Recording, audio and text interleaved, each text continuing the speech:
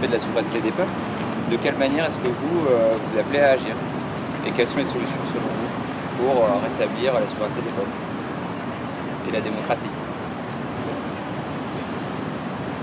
Alors, la manière d'agir, j'aurais une tendance à dire c'est un peu facile, mais je vais le dire quand même. Avant de poser la question à qui que ce soit, et pas plus à moi qu'à un autre, il faut se la poser à soi. Comment vous nous recréez nous-mêmes en tant que citoyens? Comment sortir de ce cycle infernal où on a décidé que nous ne pouvions pas faire autrement que ce qui nous est dit?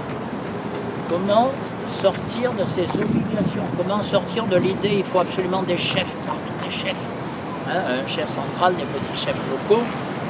Bien, d'abord rétablir la souveraineté de chacun.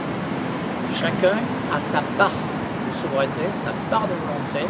Alors nous pensons que pour l'affirmer, cette part, il faut essayer de la recréer au niveau le plus proche des citoyens, et donc en particulier au niveau des communes, et lorsque les communes sont trop grandes, au niveau des quartiers.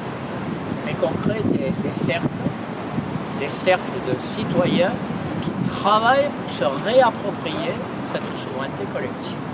Voilà.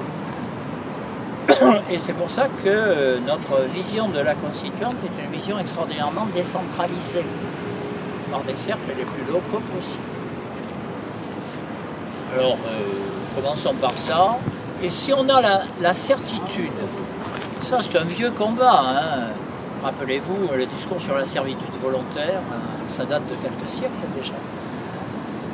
Sortir de l'obligation de penser, de l'obligation d'être d'une certaine façon, l'obligation d'être contraint, où on ne nous laisse plus qu'une liberté, comme je le disais à l'instant, c'est de contester les parlementaires, non pas pour les projets qu'ils ont, mais pour leur attitude.